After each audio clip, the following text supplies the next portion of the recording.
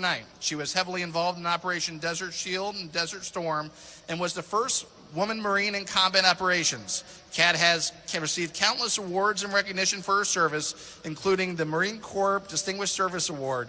Kat is currently the Florida Veterans Co-Chair. Let's give a warm welcome to Ms. Kat Skipper.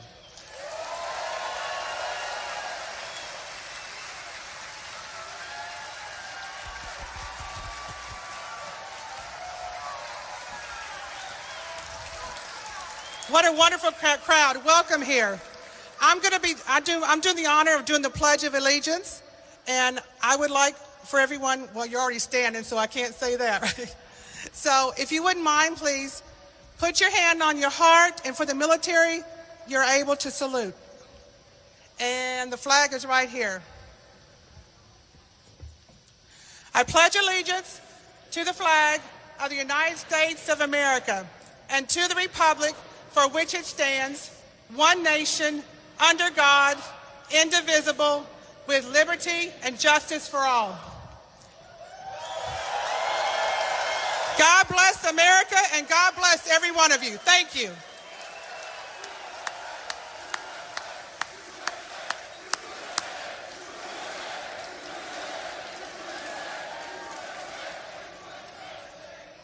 All right. Our first speaker of the day is Sharon Day. Sharon Day is the Florida National Committee woman and the nation co-chair of the RNC. She has served the Republican Party at the local, state, and national level for more than 20 years. During her service to the Republican Party, Sharon has recruited numerous successful candidates and worked closely with party activists and supporters to spread the Republican message of less taxes, less spending, and more freedom. In addition, she looks to continuing the GOP success in the future through her use of the latest technology. Sharon Day is a strong leader at the national level. She works tirelessly on behalf of all Republicans at all levels. Let's give her a big round of applause, Ms. Sharon Day.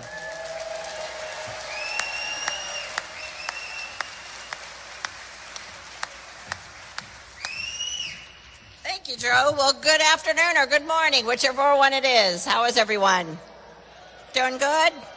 Ready to be here? Ready to make America great again? Absolutely, we are. Well, it's an honor to be with all of you today, and it's especially great to be here in Tampa with our presidential candidate, the individual that we know that is going to make America great again, Mr. Donald Trump.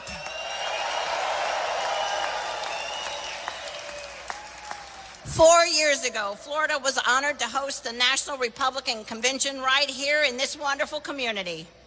And as Floridians, we are extremely proud of our beautiful state. We are extremely proud of our state that is filled with a deep history and a strong diversity.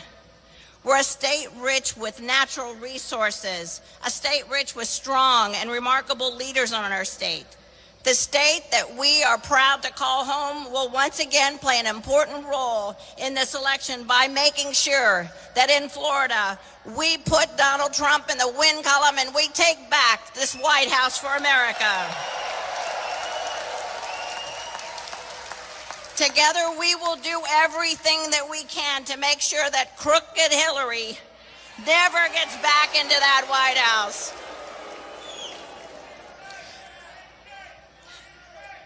I want to thank Karen Giarno, all our great hardworking Florida staff, and all the volunteers for Florida for all that you are doing to deliver victory for our nominee. Absolutely, it's because of your long hours. It's because of the tireless work that you've been doing that Florida's Republicans, Florida's independents, and yes, even some of Florida's Democrats understand that Hillary is not fit to be the President of the United States. And that our being united and standing together, we will win the White House this November, and we will also keep the Senate in the Republican column as well. As Floridians, we understand the importance of electing smart businessmen to high offices. Smart businessmen that understand that we cannot be great again if we do not concentrate on jobs and a strong economy for every citizen. We know this to be true because 5 years ago, we made a wise choice in Florida. we made the choice to elect Rick Scott as our chief elected officer. And as our governor, he's proven himself to be a strong leader for the Sunshine State, and a strong leader for each of us by bringing in over 940,000 jobs to Florida citizens. That's what leadership's about. And in November, Florida will once again lead the nation on Election Day when we elect another smart businessman and proven leader by the name of Donald Trump as our next president of the United States. As the co-chairman of the Republican National Committee, it's my charge, along with Chairman Priebus and the RNC team, to make sure that we raise the funds, to make sure that we build the best tools possible for our candidates, and to make sure that we train and build the strongest ground game that Florida has ever seen and the country has ever seen. And I'm proud to say at the RNC, that has been our mission each and every day. And as I travel this great state and all across our nation, I'm honored by the strength of the party. I'm honored by the efforts that so many volunteers have demonstrated in this primary. I'm proud of the records that have been set in voter turnout like no other primary. And I'm proud of the energy that Donald Trump has brought to this process and to our country with his message.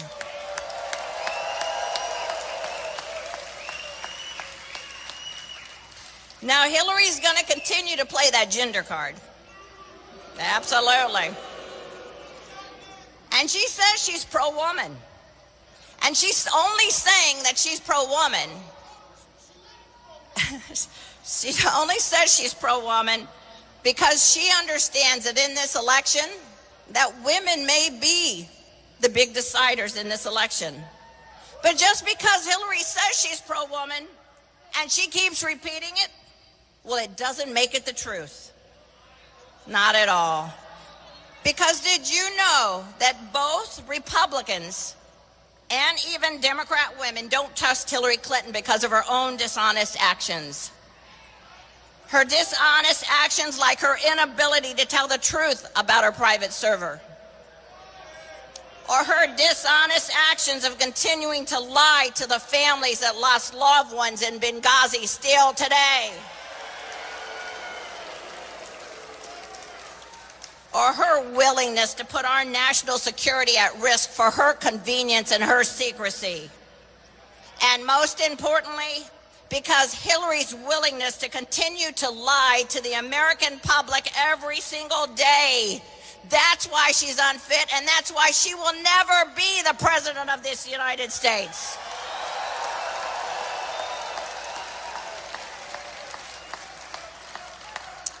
But regardless of what she believes or what she's trying to get others to believe, I'll repeat, Hillary Clinton is not worthy of the highest office in this land, and we will never let her be president. As a woman, now don't get me wrong, I want to see a woman president one day. I want my granddaughters to see a woman president one day. But I'm going to tell you right now, not that woman, not Hillary Clinton, not today, not ever.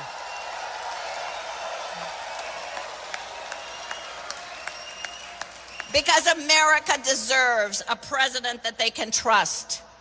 America deserves a commander-in-chief that is worthy of leading our military men and women, and that is not Hillary Clinton. So to the women in this audience, join me and like-minded women all across this country that are committed to making sure that the facts about Hillary Clinton are heard, and to guarantee that we stand together as women to make sure that she is never elected president.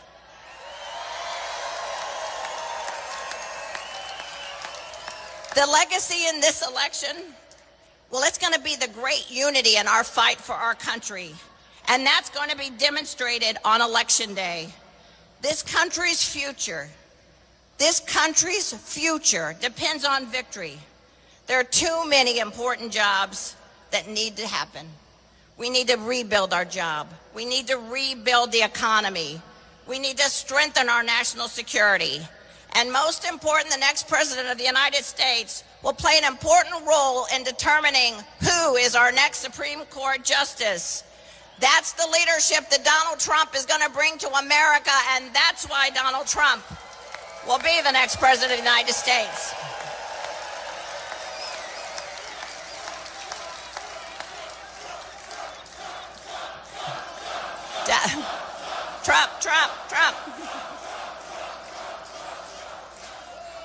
Trump. Donald Trump will make America great. And Florida is going to deliver those votes that will put him over the top. And we will finally soundly defeat Hillary Clinton for good. As a citizen activist that our founding fathers expected us to be, they expected us to hold this country in our hands for the next generation. As those citizen activists that want to save America, join me in the fight to elect Donald Trump as the next President of the United States. As our governor says, let's get to work and let's elect Donald Trump as our next President of the greatest country in the world. And let's together make America great. God bless each of you. God bless our proud military men, women, and their families, and may God always continue to bless this, our United States of America. God bless and Godspeed on our journey. Thank you. Thank you.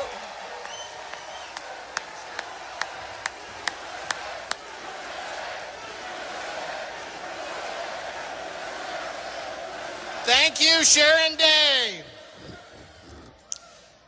I saw Karen Giorno step out of here for a second. She is our former state director here in Florida. She was promoted because, remember, we had one of the largest wins in Florida, and now she's our Southeast Regional Coordinator. Karen, are you still out there? Karen Giorno, let's give her a big round of applause for her leadership. Our next speaker is Dina DeCamp. Dina is the president of the Florida Federation of Republican Women. She was previously the first vice president of the state federation, president of the Republican Women's Club of Lakeland, and a vice chair of the Polk County Republican Executive Committee. During the early formation of the Tea Party groups in Central Florida, DeCamp, known for her organizational skills, provided advice planning for the group's rallies by lining up speakers, setting programs, introducing many of the newcomer leadership of the group to key Republicans. Dina lives in Lakeland, Florida, and she has a special message here today. Let's give her a big welcome to Miss Dina DeCamp.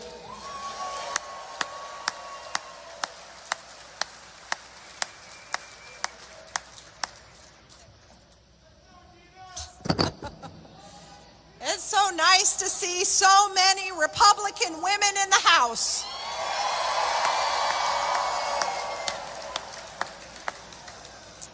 As president of the largest conservative women's organization in this great state of Florida, I am thrilled to be here with all of you.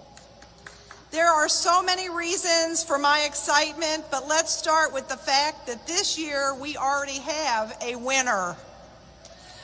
Mr. Trump has broken all turnout records in the primary. It is incredible that this non-traditional campaign that the Beltway insiders gave absolutely no credibility to has actually turned out more voters than ever before.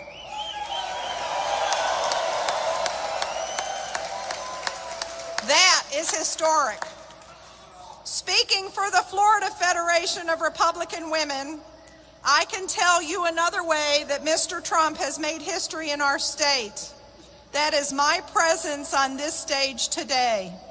Incredibly, I am the first president in our organization's 65-year history to be invited to speak at a presidential rally of this caliber. Thank you, Mr. Trump, for recognizing the amazing power of the women's vote and our unmatched volunteer efforts to get out the vote.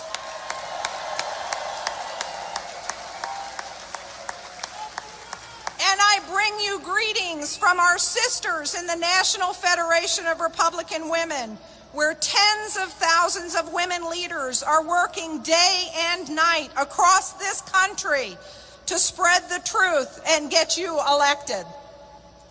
Let's start with the real truth about the war on women. There is no war on women in the Republican Party. Women are fully engaged and involved. The war on women is in the Middle East, where women can't even vote.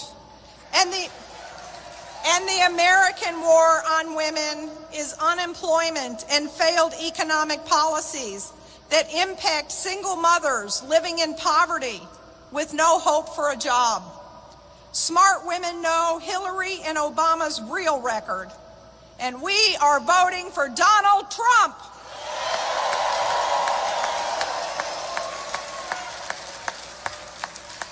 We know the most shameful war on women is the one that Hillary Clinton waged on her husband's girlfriends.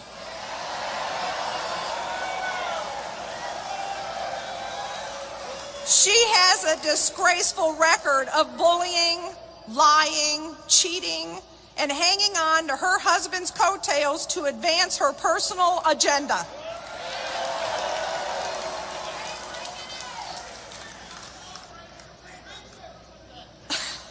That is not historic, and it's not an achievement in feminism. It is just the opposite. And informed American women will not be fooled by a candidate who disgraced our State Department, refuses to hold press conferences, and hides behind her husband. You should also know lack of diversity and opportunity with the Republican Party is another fairy tale created by the Democrats. The FFRW is proud to announce 3 minority women in our membership have recently qualified by petition to run for Congress in Florida. 3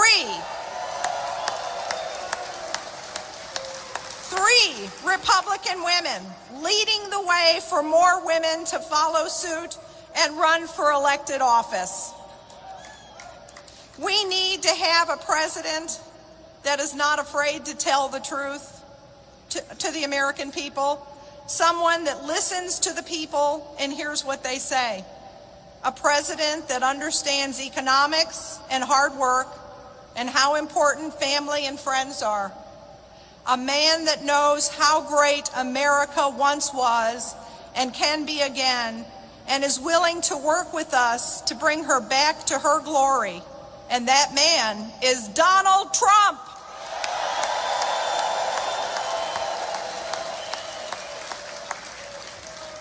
Women understand that we must unite together. We can make America great again.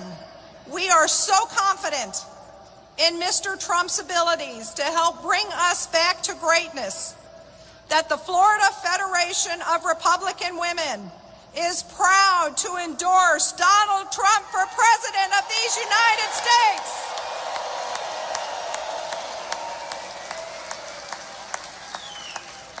Thank you so much for allowing me to bring my message to all of you. Now we get together, we unite, and we go out and we elect Donald Trump.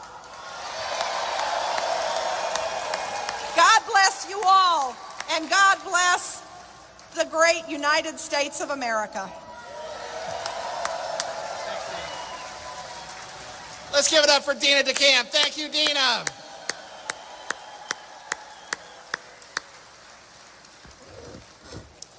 Our next speaker, Pastor Paula White. Paula White is a senior pastor of New Destiny Christian Center in Orlando, Florida. She is a teacher, author, philanthropist, mother, and highly sought-after motivational speaker. She hosts her own television program, Paula Today, which has been seen in over 200 countries worldwide, and spearheads global humanitarian efforts. And whenever she's traveling abroad or ministering to her local congregations, she is unwavering in her purpose to transform lives, heal hearts, and win souls. Let's give a big welcome to Pastor Paula White.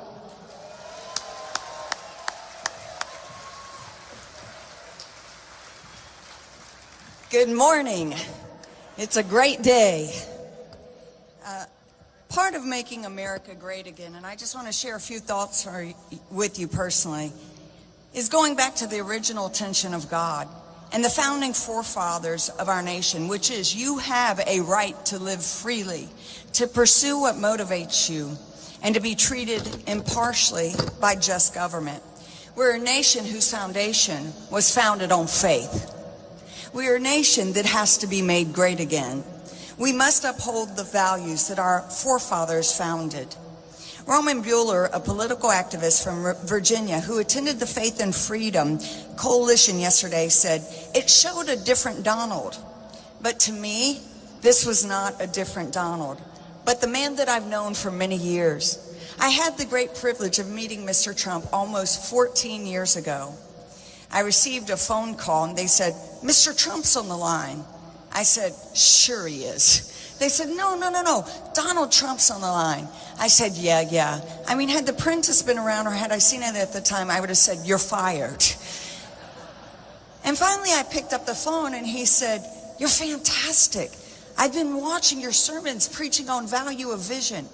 And he quoted back to me almost verbatim all 3 sermons. I listened intently and we began to dialogue into conversation about his childhood, how he was confirmed a Presbyterian, but he was raised in Norman Vincent Peale's. He would tell me the stories and the moments that he experienced. He would share with me his love for God. And he said, "Hey, by the way, are you ever in New York?" I said, "Well, actually I am." I said, "Mr. Steinbrenner's asked me to do Bible study occasionally for the New York Yankees." Now, of course, that was when they were winning, when I was doing the Bible study. And he said, "Fantastic." He goes, "I would love to get together." I said, "That's great." And so over the years, a friendship would develop. They would include his family, his close friends, his staff. And so I stand here with all humility to say that I've gotten to know a side of Mr. Trump that has been over 15 years, that I believe perhaps God positioned me for such a time as this. We would have many, many deep conversations about faith, about God, about our nation, life, business, people, and he would even give me some sports tips. He knows a little bit about everything with sports. And here's what I can tell you that I personally experienced. A very caring man, a compassionate man, a man of strong core and integrity, a wise man, a great teacher, a team player, and a man who loves a good hamburger. I will never forget when he took me to California. Well, I was actually in California, and he found out. He said, "Paula, what are you doing here?" And I said, "I'm preaching and I'm speaking down at this." And he said, "Well, I want you to see my golf course." I said, "Fabulous." He goes, "And you've got to see the homes that we've just built." And so he took me to his golf course and to the homes, and we were going, and I think the homes are over to the left, and it's there on the ocean, and the golf course was to the right. And this is the kind of character Mr. Trump is, and the kind of person he is. He goes around and he moves, and we were going to see the homes, and he takes the golf cart and he goes, kind of pats me on the leg and says, "Excuse me for just a moment, I need to take a detour." And he goes over to the sand trap, and there's a young Hispanic man that is taking care of his traps, and he gets off of the golf cart and he walks up to him and shakes his hand and said, "I want to thank you for taking care of my course." I thought, that's the kind of man. No wonder he is Donald Trump.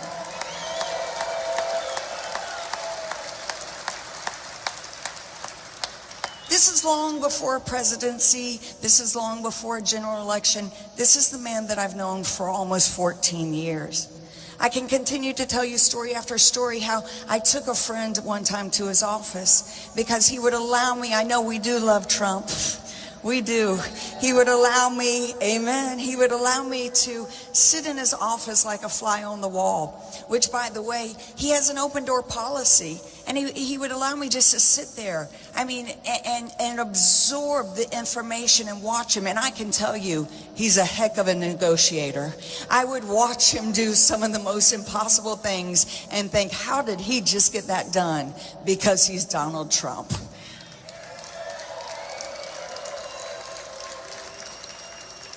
I took this friend up because she was hanging out. She goes, "I would love to meet Mr. Trump." And I said, "Mr. Trump, can I bring a friend over?"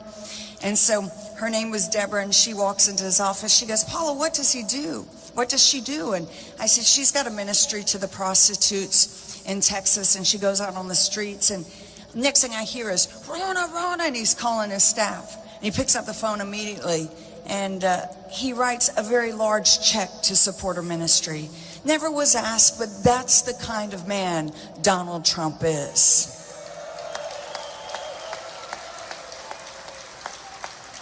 I've watched him sit before 30 and 50 pastors who would put him on the spot and ultimately ask him, where are you with God? Are you saved? And emphatically, always, it was yes. This is a man of strong faith and strong character. I'll never forget, I'll tell you one last story, and then I'll share a little bit about us from the faith community and our concerns. The first time that I went up and met Mr. Trump in New York, he took me to a restaurant for lunch called Jean-Georges. Now, I'm from Tupelo, Mississippi, and I came out of a trailer, and God ordered my steps, but God takes what other people would call trailer trash, and he recycles and makes great treasure, which means little people can do big things. I would have called it Jane George, and he takes me to Jean-Georges. And when we're there, I can't even interpret the menu. It's so fancy. It's like a 9-course thing. But I figured out, when you don't know what you're doing, follow somebody who does. So I allowed him to order for me and everything else. Now, the importance of this story is I didn't have the social etiquette. I didn't know the social rules, so to speak. I was wearing jeans and a tank top and a blazer. And I was in one of the fanciest restaurants in all of New York. But I can tell you something. Mr. Trump has never mentioned that. He never stopped inviting me to lunch because he didn't judge me because of what I didn't know. He didn't look at me and say, Paula, you should have been more well-educated to represent and go to lunch with me. He inspired me. And so after I saw all those forks and knives in front of me, I called my secretary and I said, book me for etiquette class. I said, I need to know what I'm doing in these situations. That's the kind of man that Mr. Trump is. He will inspire you to be better. He'll bring the best out of you. And I believe that's what he's going to do for our nation, is make it great again.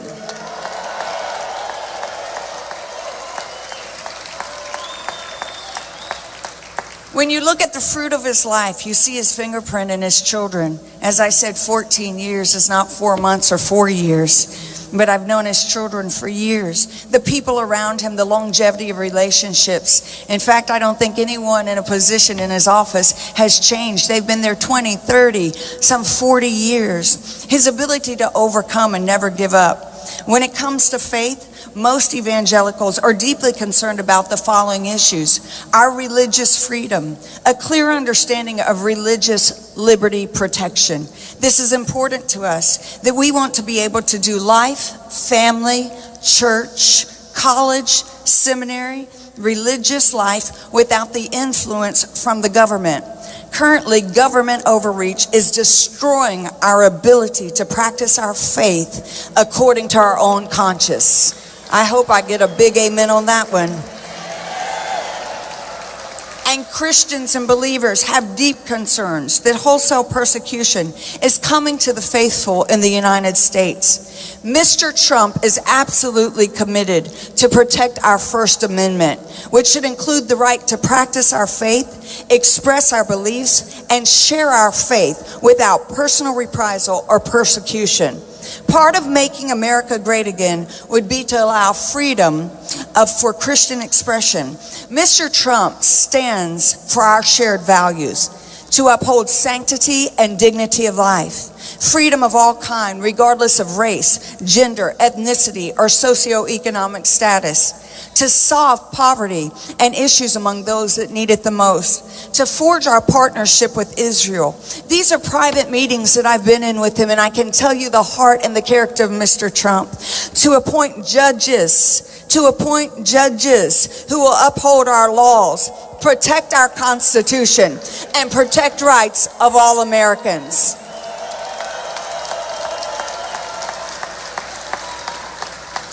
To protect the right of churches to speak their mind free of intimidation, to bring our nation together. So what should you think of the name when you hear and think of the name Trump? Trump means liberty and just for all Americans. Trump means protection for the Second Amendment. Trump means safety for the unborn. Trump means prosperity for every American. Trump means you're fired to the Washington elite that have tried to tell us what we should believe.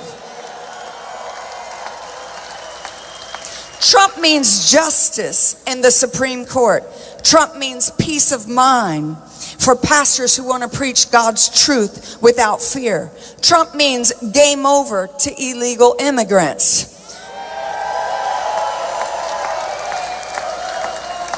Trump means truth to political correctness. Trump means hope again to the unemployed and to the employed.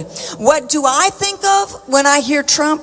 A friend for much of my adult life. An honest man who always tries to do what is right. A philanthropist who has given millions and millions to great causes, including our vets.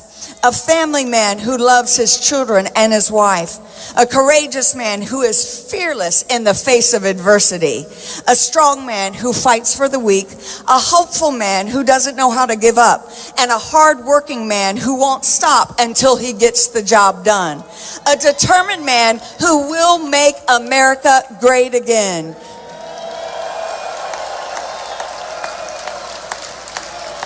And in conclusion, Tampa, the city that I love, to do nothing is to do something. We must